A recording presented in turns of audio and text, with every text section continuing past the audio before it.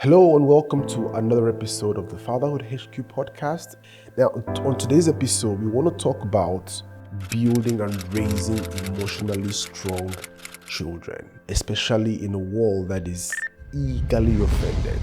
Now, a few days ago, I was at the park. I took my kids out to the playground, and then one of the kids told another kid that I don't play with you anymore. And the kid just broke down and started crying and wailing. The parent just rushed into the scene to console the child. Oh, mi amore, sorry, don't cry.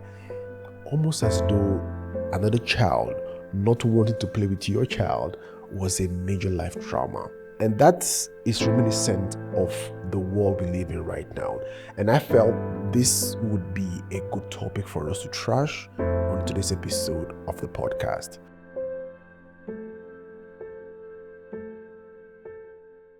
Now, before we go further, can you do us a favor of liking this video, share with your friends and family, and if you haven't subscribed to the channel, please do also subscribe. We're on track to going to 1,000 subscribers. If you spend any considerable amount of time on the internet, or even at the workplace, you would find that there are new HR policies that are specifically designed to combat offense.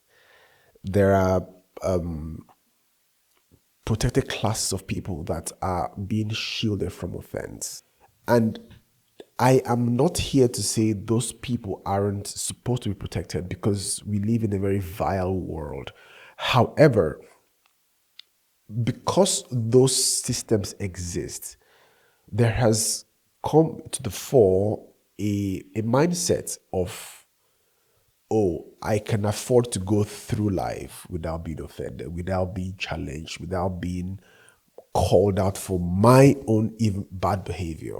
You know, these days, if you try to hold anyone accountable, it is almost as though you are attacking them.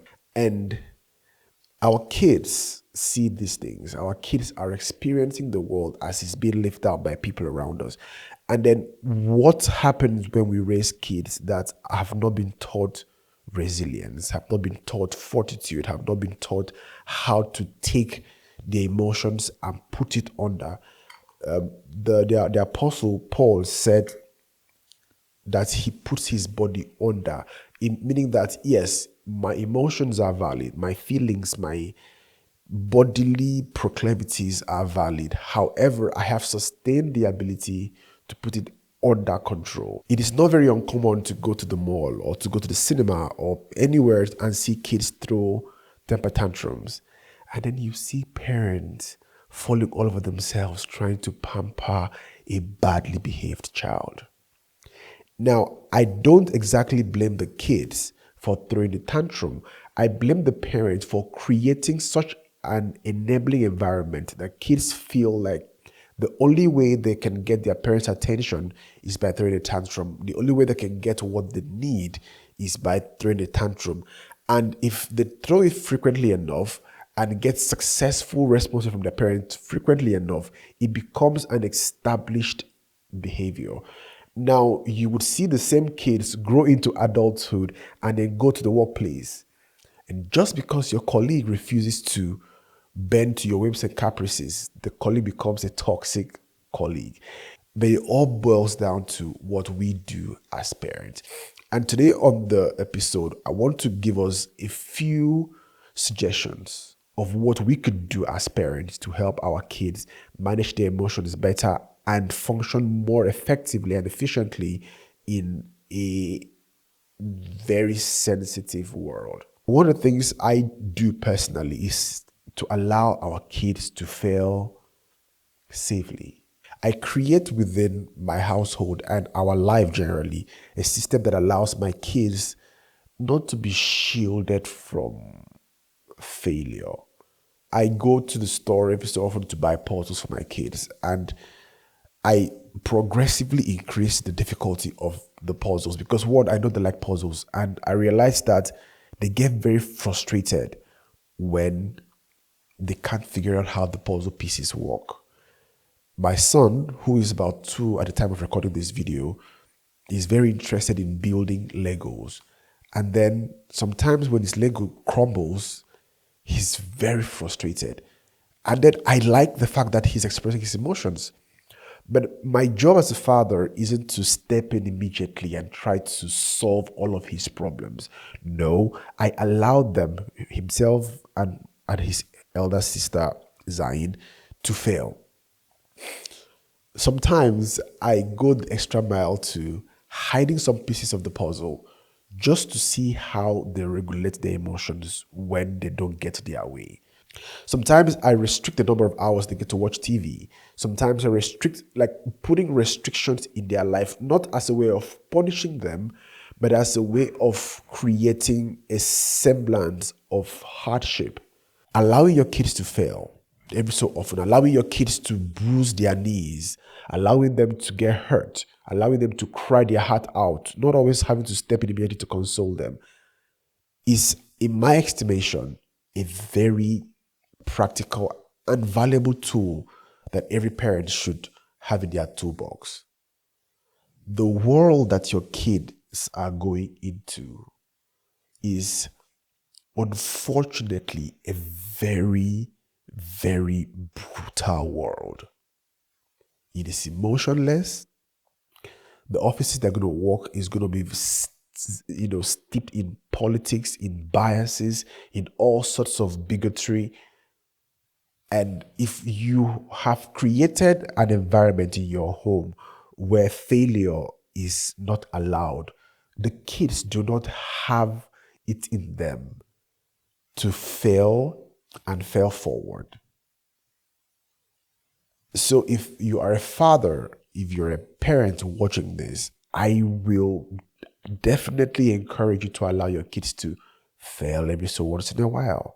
Not fail so much that it breaks their spirit, but fail in a way that allows them to realize that there is more to life than always having a pass mark, or there's more to life than always getting your way. The second thing I would recommend fathers introduce to their kids at a pretty early age is to help their kids build emotional vocabularies. I could be embarrassed. I could be angry. I could be disappointed. I could feel stuck, insecure, insulted, dismissed. All of those are emotions that on the surface, the reaction is identical, but the root cause of those feelings are different. So if you help your kids define their emotions more accurately, the kids are more likely to be able to address their feelings a lot better. What does that mean? If a child feels embarrassed, maybe they did something that was not very acceptable, they understand that what they are feeling in that moment isn't anger. It is not a feeling of being abandoned. What they are feeling in that moment is embarrassment. What that does for them is it helps them, one, avoid that feeling of embarrassment by doing better in that particular regard, or realizing that this is a societal consequence to certain actions. Some kids, unfortunately, have been shielded from the consequences of their actions for so long at home that by the time society tries to hold them accountable, it almost feels like an attack to them.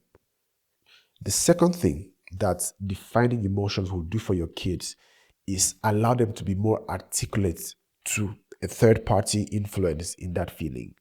So if I, as a parent, offend my child by being rude to them, my daughter could tell me, "Hey, daddy, I don't like how I'm feeling. I feel disrespected in this moment." And that will help the third party, me in this instance, to say, "Oh, I'm sorry, baby. I did not mean to disrespect you. I'm sorry how I sounded. I will do better." Helping kids communicate their emotions more articulately is, for me, one of the greatest way of getting them to function properly in a world that is eagerly offended. The third thing I would ask fathers watching this to do is to model calm responses. Like it or not, your kids will do what they see you do. They will do primarily what they see you as a parent do, and very little of what you tell them. to do. So if you're able to more articulately model calmness in the face of disrespect, you are calm in the face of disappointment, you are calm in the face of obvious disrespect, your kids are able to see, okay, this is how daddy responds, this is how mommy responds. Maybe this is how I should respond. I watched a movie many years ago, could be 20, 30 years ago. It featured Wesley Snipes and one of the character, but the character said, your actions are working without the benefit of intellect. Those are your emotions acting without the benefit of intellect. Now, the passengers' lives are in your hands. Don't fail them.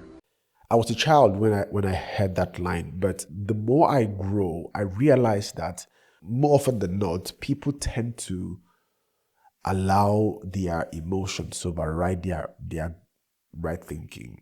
You know your actions will get you into trouble, but because you lack the ability to respond to it calmly, you respond in the moment, and then as soon as the emotion comes, you say, I don't know what came over me. Yes, you don't know what came over you because you were never taught, were never given the tools of how to control your emotions.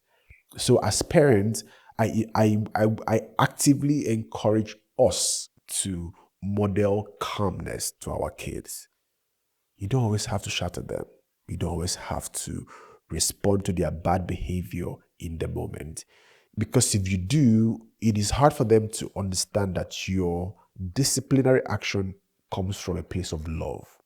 They think you are responding to them angrily, as opposed to responding to them based off of what they did or what they said. So the fourth thing that I would encourage fathers to do is to help your kids engage in alternate perspectives.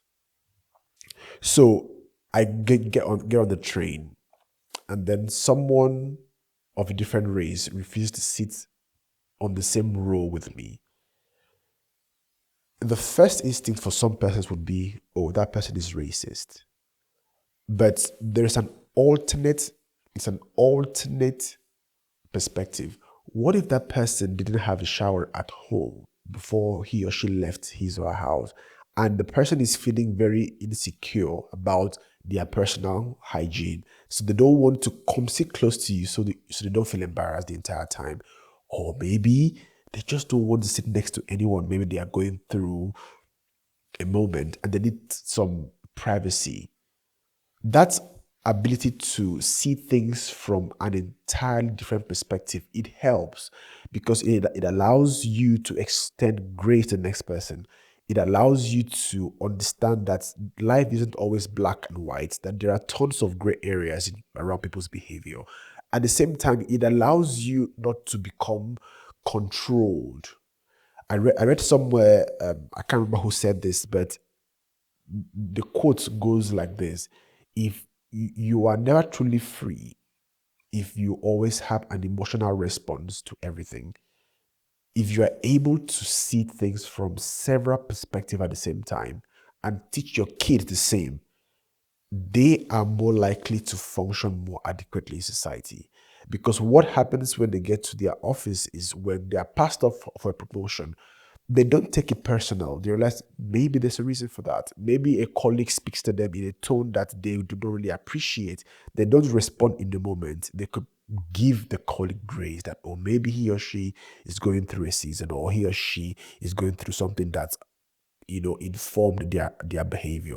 That way, your kids are more amiable, your kids are more respected and respectable, and your kids are more forgiven when they finally burst out. Because, of course, everybody has a breaking point.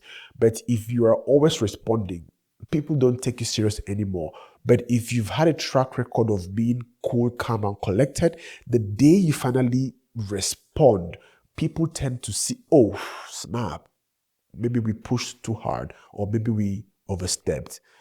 But if you are always crying wolf every single time, people tend to dismiss you. That's how he or she is. So being able to see things from a slightly different perspective it helps your kids. Now, most people that watch or tune into the podcast are Christians, the Bible believing fathers. So, the last thing I would advise us to do when we are raising our kids is to always model Bible stories. The Bible is littered with stories of how people were able to control their human impulses. From Joseph, who was able to control his sexual impulses, to Moses, who lost his cool and lost a chance of getting into the promised land.